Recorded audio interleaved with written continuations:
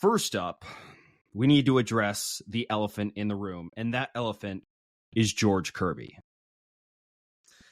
Yeah, where do we want to start with this? So he has a rough start against Tampa Bay. It's been a stretch of kind of bumpy outings for him.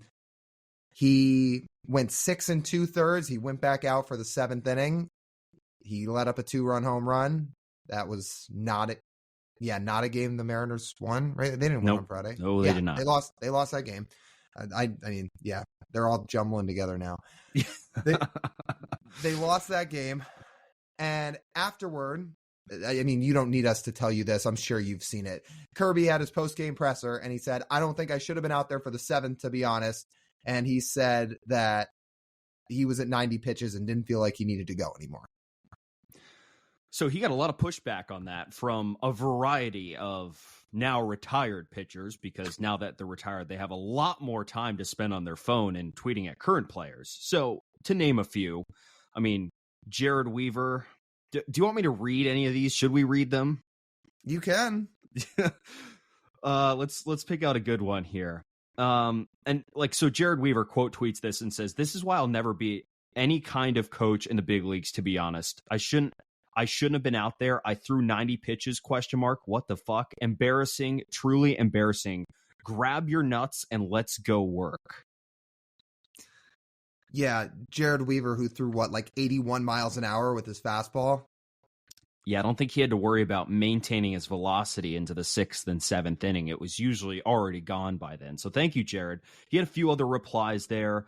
Mark Mulder had a few things to say. Can't believe this guy made 27 starts this year. The things I would say would get me in trouble. He said a lot that would probably get him in trouble with a lot of people. You just go check his Twitter timeline. Roger Clemens says, "This would not fly in the old days," although we know Roger needed a little extra oomph to get through the 7th inning and to recover after starts as well. So, and also I believe he also got asked to get out of a World Series game one time. I forget which year that was, but I heard it this morning.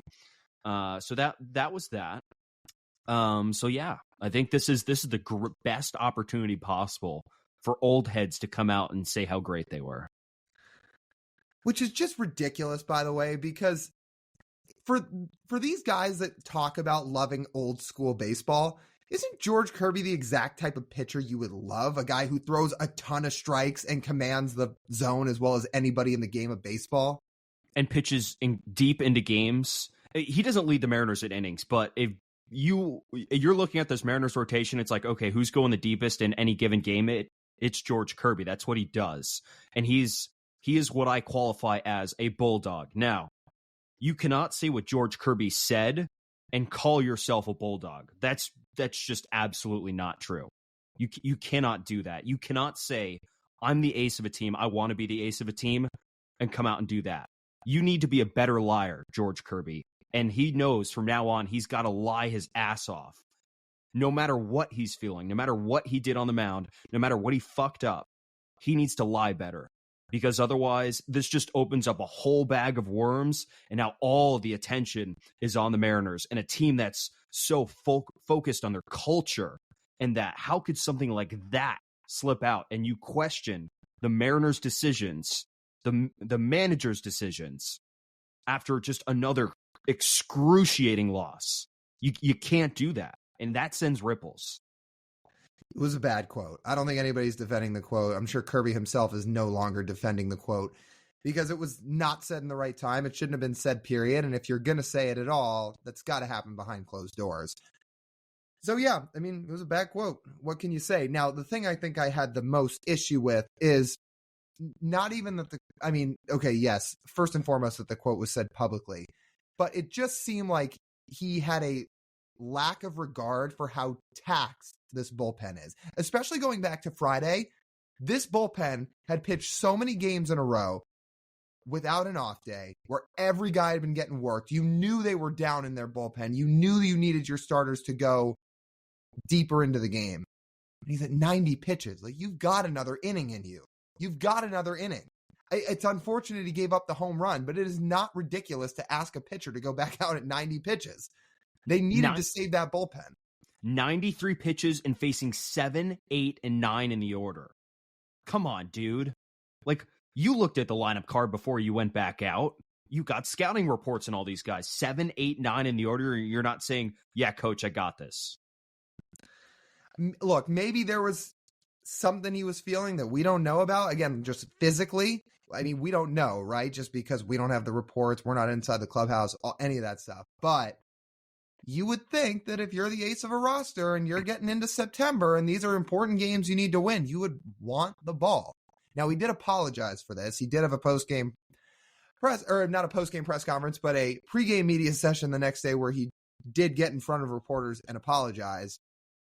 And hopefully this is just water under the bridge now and this gets forgotten about. But as we're sitting here talking about it, again, my whole thing is if we're sitting here knowing how taxed the bullpen is, I'm sure he knows it because they go over it in the scouting report every day. They go over who's available and who's not. They go over everything. So I'm sure he knows the bullpen was down, which is why, again, I kind of scratch my head and say that was an interesting time to put that quote out. And again, if you really do have a problem with it, it just has to happen behind closed doors. George Kirby knows his limits. He does. And I think Luke Arkins had a really good thread online on Twitter showcasing how George Kirby has struggled when his pitch count has neared 100. He has allowed an 821 OPS this season, which is his highest of any like quadrant of pitch count from like 1 to 25, 26 to 50, 71 to 55, and 76 to 100. The latter 25 pitches are the 25 pitches he's the worst at, which is not surprising. But again, he knows where his limits are at. And it's not a surprise. A lot of pitchers are bad when it gets to your pitch count gets closer and closer to 100. And George Kirby, among Mariners starters, is the second worst in that, behind only Brian Wu. So, which is kind of shocking because George pitches deeper than anyone else, right? That's kind of weird. Here's one thing I have to say. And we saw these quotes thrown out here that it's like, and this is where I'll come in defense of George, where these same old heads are like, this is why advanced analytics are making pitchers soft. And my counter to that is, no, it's not making pitchers soft. It's making managers realize that their pitchers fucking suck after 75 pitches and a third time through the lineup. That's what they realize. So, Mr. Whoever the fuck you are who pitched back in the 2000s, who had probably an 8 ERA after the 6th inning, but I toughed it out. Now your manager would realize, yeah, dude, you're kind of shit after the 6th inning, so you're getting pulled. That's what that is. Okay, that's it. That's all I have to say on that. So the guys on the Just Baseball show were talking about this here on Monday, too, on their show, which we've plugged them before. We've had Peter Apple and Arm Layton on this show before, which if you guys need or want a national baseball podcast to listen to, like I always say, you can do two things. You can listen to TJ and I do our MLB wraparounds and check out the Just Baseball show, because truthfully and truly, I'm not sure there's a better baseball podcast out there for a national baseball medium than the Just Baseball show. I would go check them out because they're awesome. They were talking about the same thing. And they said, one, what you were saying is these guys that blame analytics absolutely got lit up the third time through an order. So that's first and foremost. And also, like, analytics, that word is the biggest crutch word in sports. Like, it's become such a scapegoat word. I think that's how they phrased it. And I think they're absolutely right. It is such a scapegoat word because they say, oh, the analytics this, the analytics that. Well, what do you actually mean when you say analytics? Pin something down. If you say, oh, this guy should be going back in the game because the numbers say his third time through the order, he is actually good. He shouldn't be asking to get the ball taken out of his hand. Fine. If you have actual proof and facts and hard evidence for what you're talking about and why you disagree with analytics and a certain factor of them, fine. But just saying, oh, analytics, it ruins the game. No, that's you scapegoating, not liking modern baseball, even though modern baseball is much more advanced and well thought out than back when you played. What that tells you is the person does not understand what they're talking about, and they need a word to generalize so they have something to blame. Because if they were to actually pick out what the actual problem was, they wouldn't understand it, and they wouldn't actually be able to tell it to you. That's the thing. Yeah. Like, get educated, modern pitchers. All these guys that had the need to tweet out all this stuff that really just became, it felt like almost like a dunk session, to be quite honest. Like, I understand if you disagree with what he said. I think most people disagree with the quote that Kirby put out, but using this whole analytics thing as a way to try to take your victory lap looks ridiculous, because you look ridiculous talking about it. Now, if I'm going to guess of guys that went up and probably said something to Kirby, whether like consoling or like, hey, dude, like, what the fuck was that? Like, Cal, I think, because he's obviously in charge of the pitching staff as the backstop there. But I kind of miss Marco Gonzalez and Robbie Ray in this retrospect. You know, the veteran, the savvy veteran. And I would say Luis, but there's like a little bit of a language barrier there. So like that's more understandable in his sense. But like a Robbie Ray or a Marco Gonzalez, like guys who are major league veterans who could walk over there and say, like, hey, dude, like, no. Like something like that. And obviously they're in the road in Tampa, so neither of those guys are anywhere near that clubhouse. Wonder if JP said anything. He's kind of the captain of the team at this point. I try and think about the position players, but like they don't pitch. Like you need a pitcher to go say something.